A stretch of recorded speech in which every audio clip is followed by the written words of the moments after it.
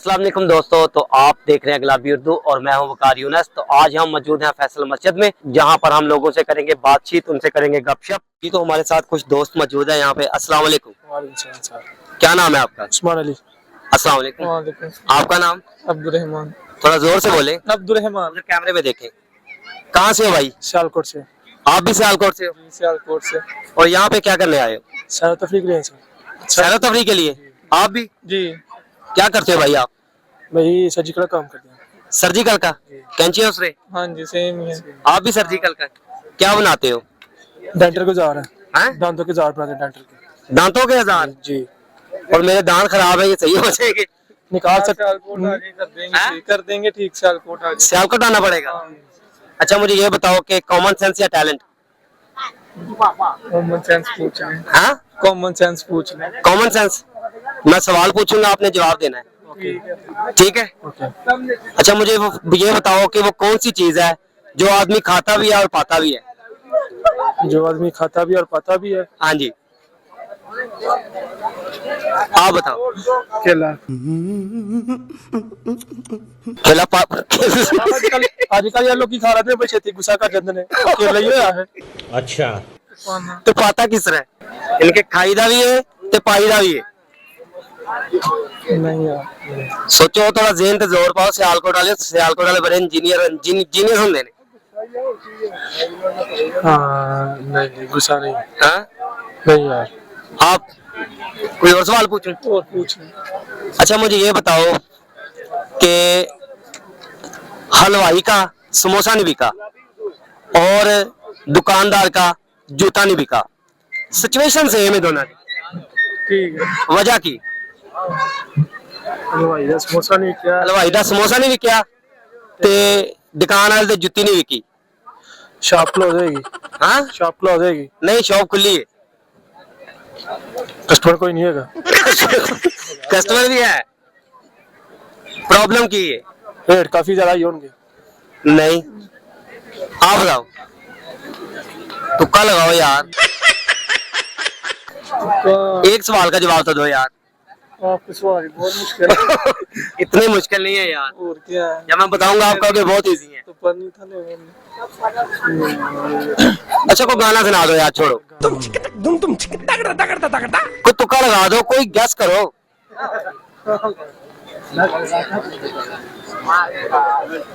एक तो जो देखी जाती है गैस तो करो यार। नहीं सही कर रहे।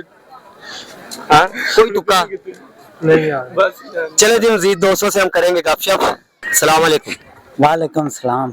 क्या नाम है आपका? मेरा नाम शाहिद इकबाल है। जी? शाहिद इकबाल। पठान हो? नहीं, पंजाबी है। पंजाबी है? हाँ। कहाँ से? उकाड़ा से। वो कैमरे में देखो, हाथ खोल दो। तराना पढ़ने लगे हो? नहीं नहीं। कौमी तराना आता है? आधा आता है। आधा आता है? सुनाओ, आधा सुनाओ। आधा पाक सर जमीन शाद बात।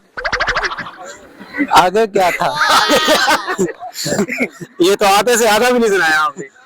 आपने आधा भी नहीं सुनाया। पाक सर जमीन शाद बात। आगे क्या था?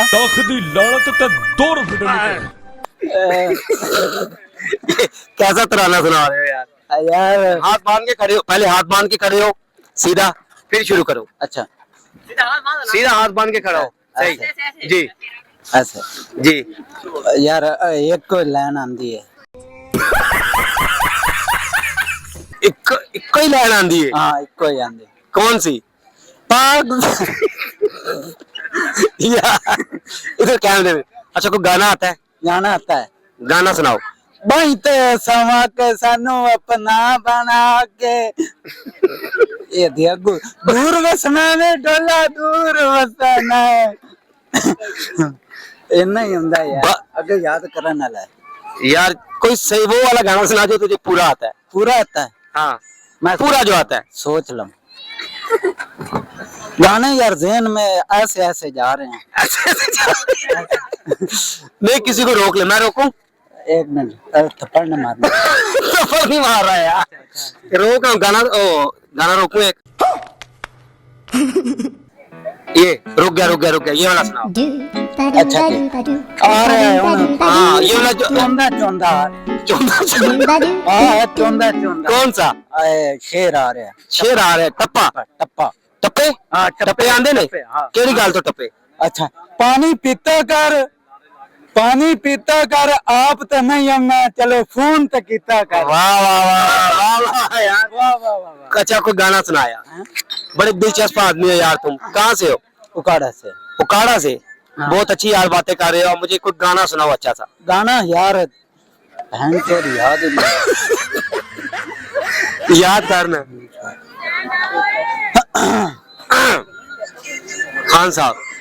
खान साहब वैसे मैं खान लगता हूँ हाँ शक्लो पठान लगना है अच्छा शक्ल तो मैं शरीफ लगना नवाज शरीफ नहीं नवाज शरीफ का मैं बहुत बड़ा फैन हूँ बहुत बड़ा फैन है अच्छा गाना सुनाओ अच्छा यार एक तो याददाश्त बहुत कमजोर है बादाम खाया कर बादाम महंगे बहुत हो गए हैं यार चल ठीक है गाना सुना अच्छा भाई तो समा के इस तो अलावा और केड़ा है यही सुना दे मेरे दिल दे शीशे विच वाह वाह वाह कई वसदी है तस्वीर तेरी आगे आगे दिया बोले हैं चलो ठीक है बहुत शुक्रिया बहुत अच्छा लगा यार तुमसे मिलके ना